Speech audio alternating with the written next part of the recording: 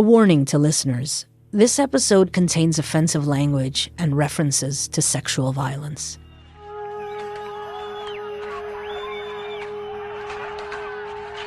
Okay, things are tense beyond imagination here right now, so I have no idea how much I will be posting in the days and weeks ahead.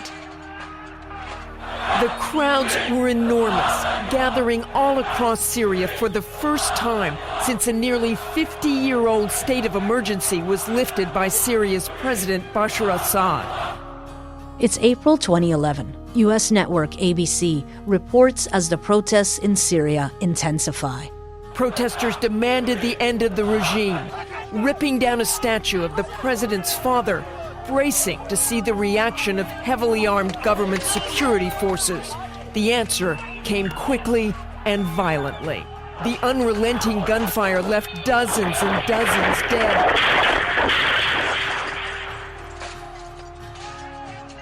The Arab Spring has landed on Amina's doorstep, and she's just as defiant in the streets as she is on her blog. The government is using an old scheme of repression that would have worked in past challenges. Round up a few dozen and the coup attempt is squashed. This time, though, I would say that they need to shoot a few thousand and detain a few tens of thousands to suppress things. Sandra is in Montreal, and the news coming out of Syria worries her. It's like mentally draining to keep up with a rhythm like this and to follow up the news. And it's emotionally very devastating also to live with the anxiety of bad news. It's been 4 months since Sandra and Amina connected online. They chat every day, sometimes for hours. And despite the distance, they're already referring to one another as lovers. Sandra and Amina have talked about what they might do if Amina becomes a target of the regime. In case something happens to her or she goes in hiding, we would need a code, but also I was questioning the fact, if it's so dangerous, why are you staying? Sandra opens her email and sees that Amina has sent her a blog post, just minutes before everyone else gets to see it online. It was late at night, in the wee small hours. Everyone was fast asleep. She was in her room and she hears loud voices, but also like agitation in the house. Amina looks out of her window.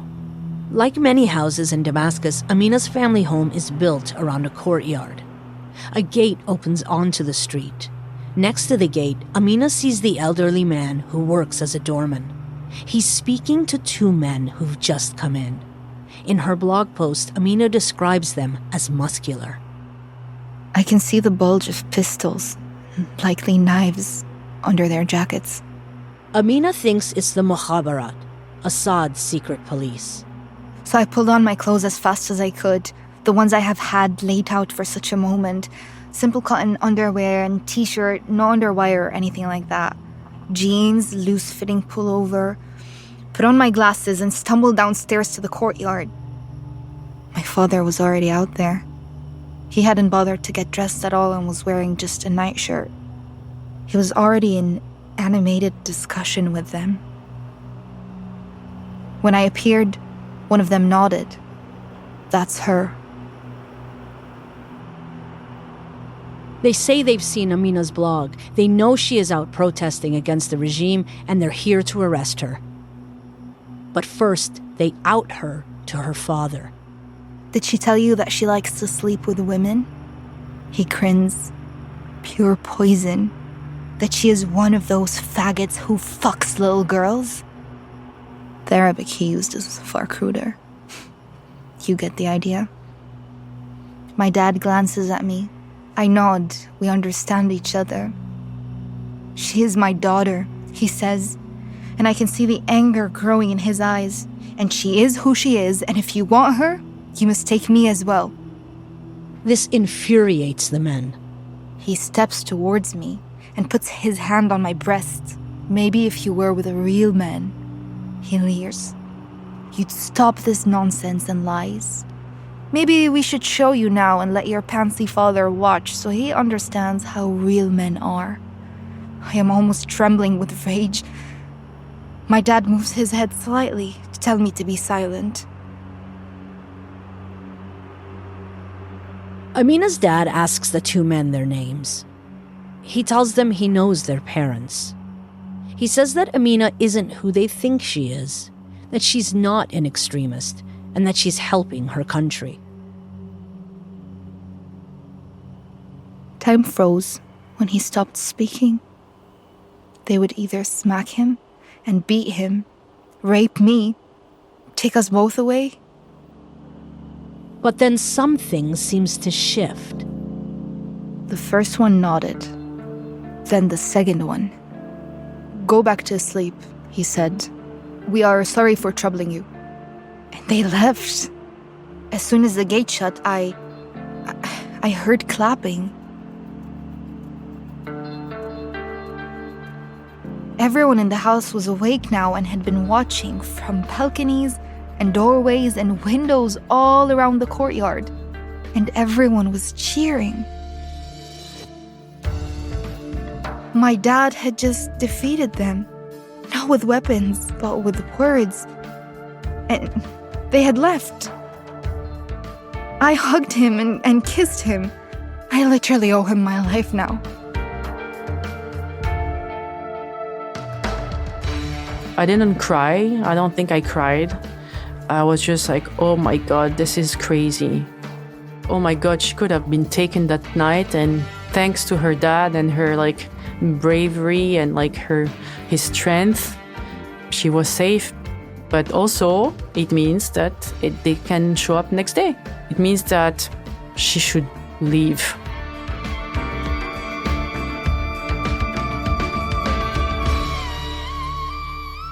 I'm Samira Mohyeddin, and this is Gay Girl, Gone, Episode 2, My Father, the Hero. God, I remember reading that post, My Father, the Hero. Of course my queer Syrian unicorn would have a unicorn dad. It was so touching to read about her father standing up for her like that, and her post about her dad resonated with other people too. I distinctly remember thinking that we now had a public face of the revolution in Syria. This is journalist Andy Carvin. It was an extraordinary read because Amina was a fantastic writer, very dramatic in how she told a story. It still very much helped people think about what it was like, not only to be an activist in Syria at the time, but also to be a member of the LGBT community there, which was under siege. Andy's role at the time is essentially social media editor at NPR. Blogging was probably at its peak globally at this point of time. At some point, Twitter became a dominant phenomenon. But even if blogging was becoming less important among North American audiences, it still held an important place in other parts of the world, because in many cases it was simply easier to access the web than specific social media channels.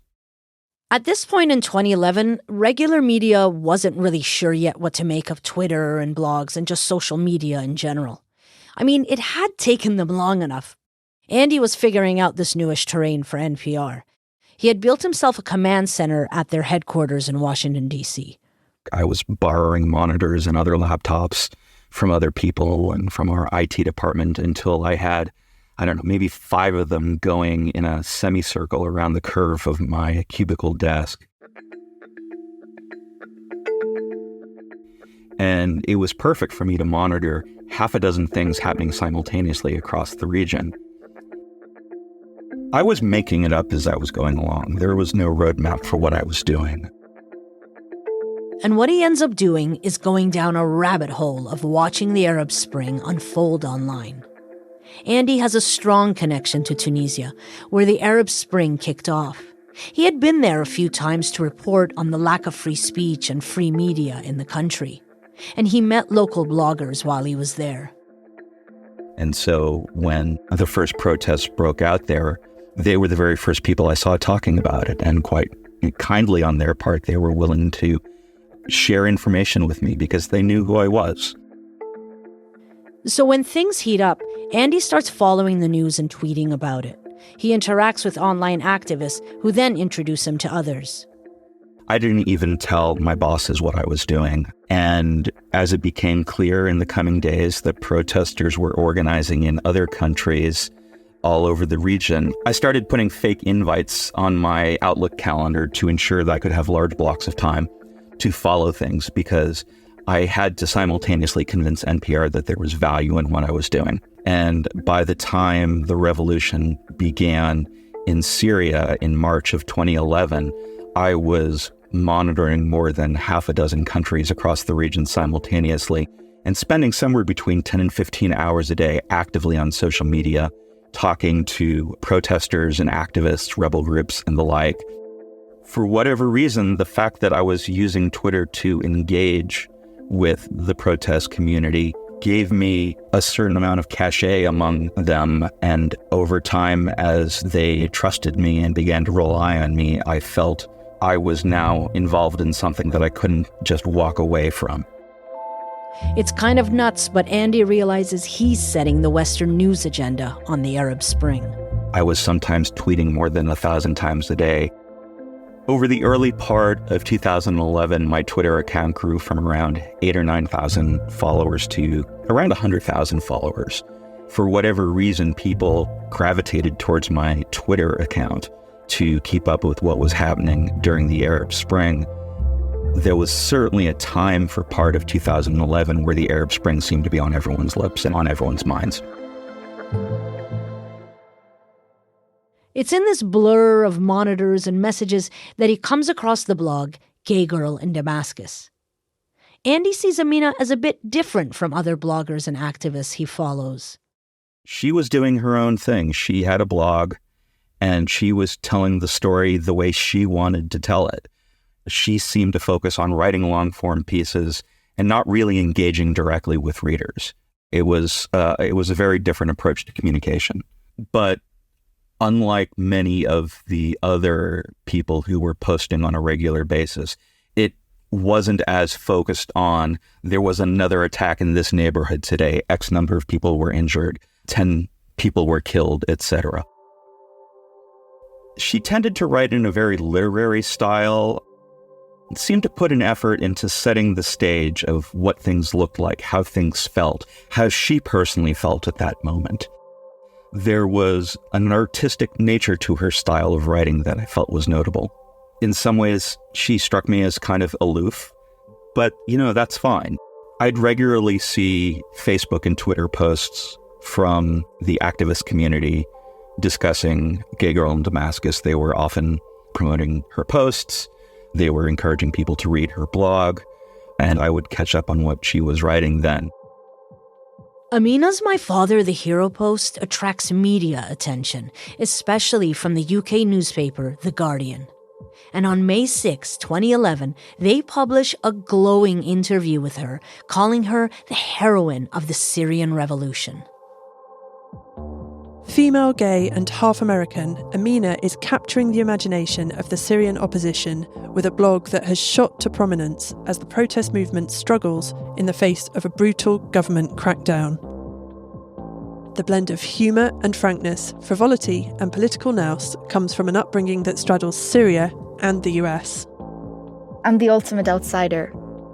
My views are heavily informed by being both a member of a small marginal minority as an Arab Muslim in America and as part of a majority as a Sunni in Syria, and of course as a woman and as a sexual minority. There were very few journalists operating in Syria at the time. The ones who were there tended to be under watch by the Syrian regime, which is probably one of the reasons why the author of the Guardian article used a pseudonym. And so it seemed like it was a great scoop for them. The article circulated quite broadly through the reporting community that was monitoring the Arab Spring. And I think a lot of journalists probably felt safe that they could use her as a source now. The Guardian story rockets Amina and the blog to new heights. Suddenly, everyone wants to talk to her about gay rights and the Arab Spring.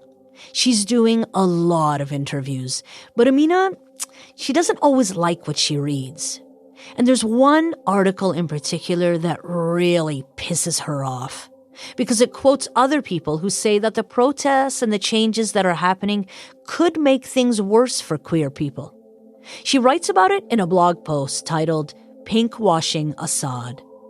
Pinkwashing is when otherwise shitty authoritarian regimes point to the rights that gay people have in their countries as a distraction from their other human rights abuses. Or it's when the West uses the absence of gay rights in a country to justify invading that country.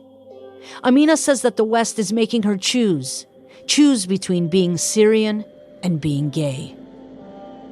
They want us to shed all those aspects of ourselves and embrace the oppressor if the oppressor lets us dance in his disco or make out in her coffee house.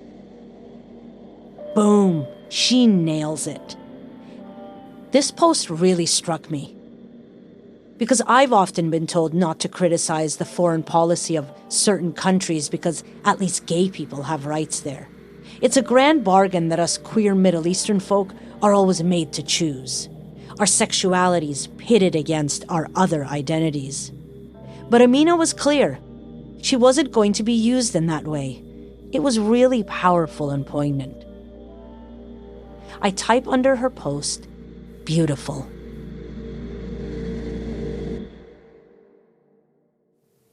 The fact that she got more attention on the blog didn't surprise me that much. She was, in a way, charismatic also. And for me, charismatic comes with sometimes, I'm not saying every time, with arrogance. The attention really thrilled her. I think I noticed her change as soon as the blog became a lot more popular, because she was sharing more the fact like, oh, that person made a comment. Did you see how much comment I got?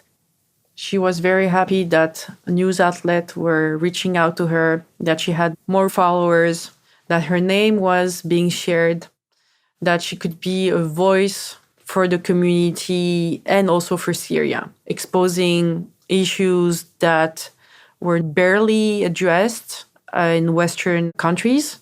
She was, I'm not saying triumphant, but, she was quite happy about the success. Even if, on the other hand, she was very annoyed, very disappointed, and sad also about the situation that was happening in Syria. Sandra knows Amina is still committed to the Syrian cause, so she just mostly laughs off how the fame is going to her head. And for me, it was funny to see because I'm not that type of person. But what Sandra finds difficult is when she doesn't hear from Amina. She writes about it in her diary. May 24th. This morning I woke up with a strange sense of emptiness. I remembered that I had dreamed of Amina the night before. I can still see her face and remember kissing her. Anyway, this morning I woke up and I'm really sad. I miss her face and her kisses, and I feel alone.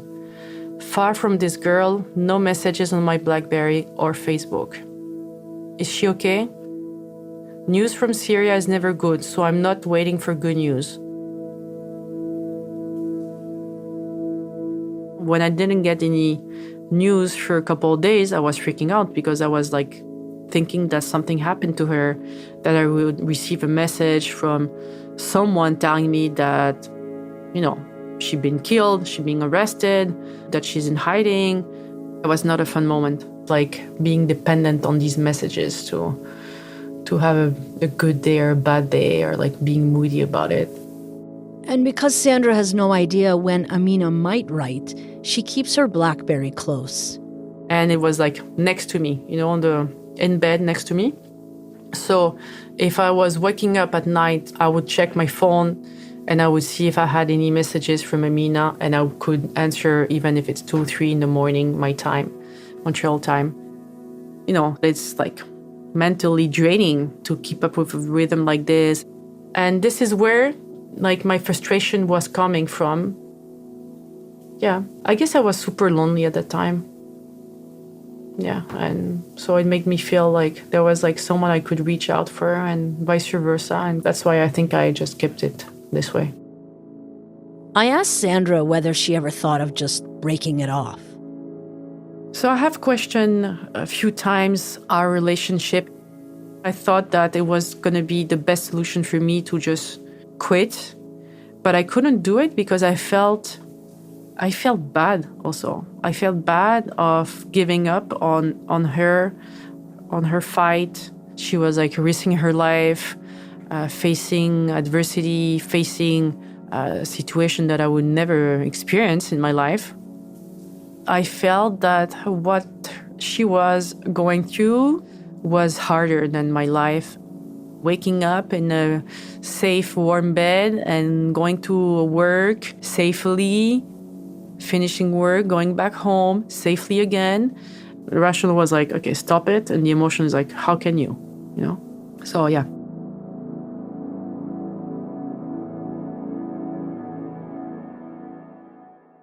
Sandra can't break up with Amina, but her current situation isn't working either. So she comes up with a plan based on a movie called A Room in Rome. Samira, you recall that movie, A Room in Rome? Oh boy. Yeah.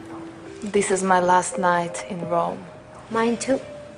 This movie, by Spanish director Julio Mendem and producer Alvaro Longoria, had just come out the year before, 2010. And it's a sexy one. Would you like to see me naked? I would love to. A Room in Rome is a movie about two girls that meet in Rome and they actually spend a few days in one room and they never visit Rome. It was a sweaty movie because it was very exotic and erotic at the same time. Oof, I'll say. Watch the trailer if you need a clearer idea. But it's safe to say that this film was fueling a lot of fantasies that year. It's the first time in my life I look like this at a woman. And never before a woman looked at me this way. Sandra's a real romantic. She loves these tales of star-crossed lovers. And the beauty of meeting someone that you never met and that just like starts to sparkle and ends up in maybe one of the best memory of your life. And here's the thing. The fantasy of A Room in Rome is within reach because Sandra's friend is getting married in Italy in June and she's already got her tickets. Maybe Amina could meet her there. So I remember sharing that plan with Amina and saying it would be so great and amazing to actually meet in Rome. Like Italy was a middle ground, you know, it was like, okay, in between. On my end, yes, because I was going for sure. But on her end, how easy or complicated would it be to leave Syria? And she's like, okay, I'll try. I don't know, I will find a way to do so. Let me see what I can do. Sandra really wants this rendezvous to happen. If she can just get through the next few weeks, she can finally hold Amina in her arms. On May 2nd, 2011, Amina writes a blog post called Selfish Wishes. I have tickets booked for a vacation in Rome in June with my absolute dearest. I don't want to be in jail or being involved in a street battle then. I want to be living La Dolce Vita, reenacting scenes from A Room in Rome, falling again in love and all of that. So, for my selfish reasons, please, Assad, go. We do not want you any longer. Go and take your minions with you.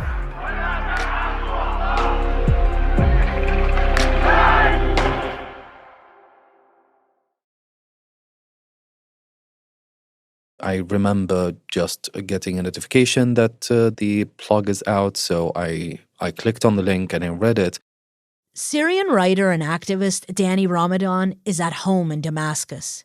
He's sprawled out on a couch, hanging out with a few friends, when he first clicks on Amina's post, My Father, the Hero.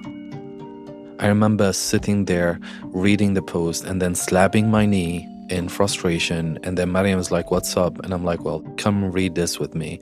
And I called her over and she sat next to me and she read the post.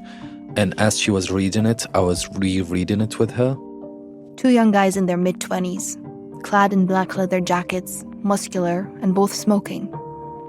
That sounds like a caricature of what a Syrian mukhabarat person would look like.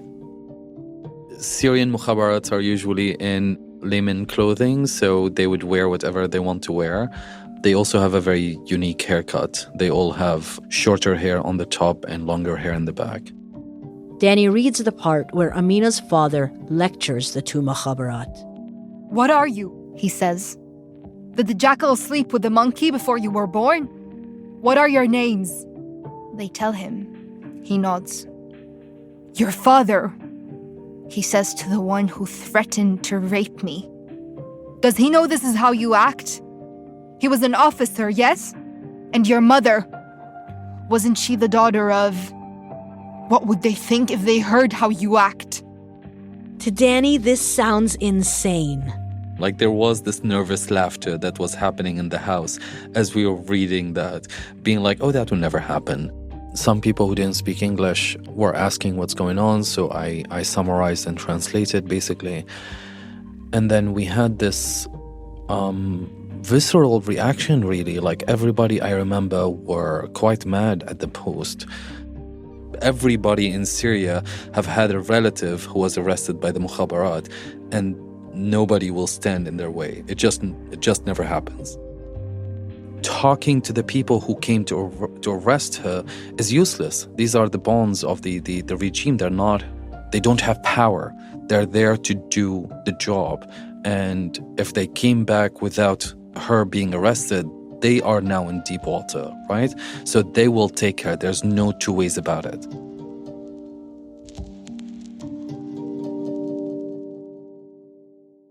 Danny is skeptical about the post because he has experience dealing with someone he thinks might be part of the mukhabarat. I worked for an English-speaking newspaper, and it's an interesting newsroom because we weren't really making news.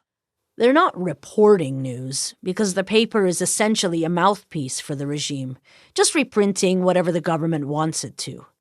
Among the rest of the journalists in the office, one guy stands out. And there was one person who spoke no English whatsoever, who just showed up later in the day and just sat down doing no work whatsoever. And then at the end of this day, this weird guy who did no work would go into the editor-in-chief's office and have a long meeting with him. We speculated that that person is mukhabarat, is a Syrian intelligence officer whose job is to make sure the newspaper that is coming out tomorrow is towing the Syrian government line, that nothing in that newspaper is going to break away from the propaganda. Now, if he really is a Syrian intelligence officer, then it turns this joke of an office into something much, much scarier. It's really hard to describe, but like the Syrian security officers, the mukhabarat, they're our boogeymen.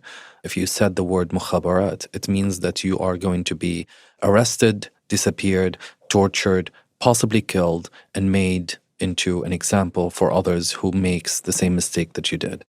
This is how the Syrian regime is keeping most people under its thumb, Danny included. I am participating in the propaganda of the Syrian regime. While I disagree with the propaganda of the Syrian regime, but it was a paying job and I needed the work, right? And it's not like I can write anything against the Syrian regime in Syria. I would be arrested in a heartbeat. So it just felt like I'm spending half of my day lying, which was a lot, I would say. This is the tightrope that Danny's walking, to feel secure in a country that's increasingly dangerous. So when Amina's latest post appears on a blog entirely under her control, he sees it as completely reckless. And also, honestly, like one thing I remember specifically saying back then is that if somebody who's young and naive read that post in Syria, and then they were in a situation where they are facing the mukhabarat, they might stand up to them, and that might get them killed. Honestly, before that post, I felt that Amina is harmless, And after that post, she felt like she's harming me, like she's harming us. Because before the post, she was just a gay girl who's writing posts and people are celebrating her. Good for her. That's awesome. But after that post, I was very angry. I was very angry because it was being taken seriously. Everybody took it as if that actually happened. So what really bothered me about that post, and I think bothered everybody in the house as we were talking about it, is the fact that nobody from outside of Syria is acknowledging that that post is fictional. We had no doubt that this is fictional.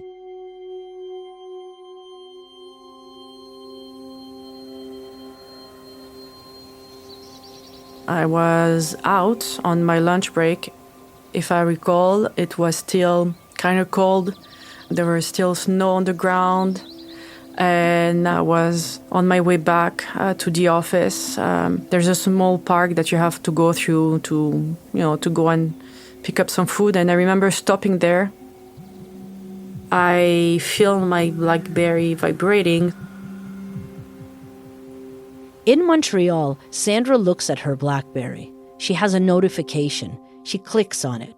It's an email from Amina's cousin, Rania. Weird, because she hasn't really communicated with Rania much. The object of the email was, please read this while sitting down, or something like this. So I just stood in the middle of that park and I read that email. Sandra Habibti, I hope you're well. Take a deep breath. I just had a phone call from Amina's dad and I put this together. I want you to see it before I post it on her blog. I'll let you know if I know anything more as soon as I do. I'm guessing if they didn't shoot her right away, then she's likely okay. I'm hoping anyway. The moment Sandra's been dreading has arrived.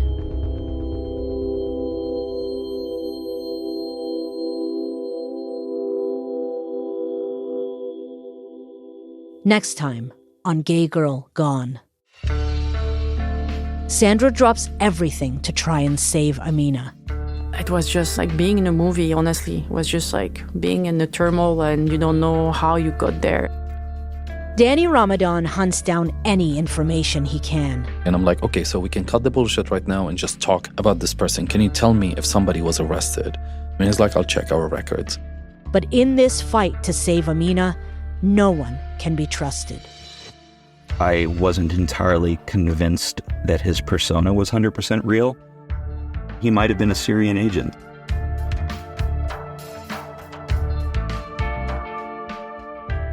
Gay Girl Gone was written and produced by me, Samira Mohyeddin, Brenna Daldorf, and executive producer Peggy Sutton.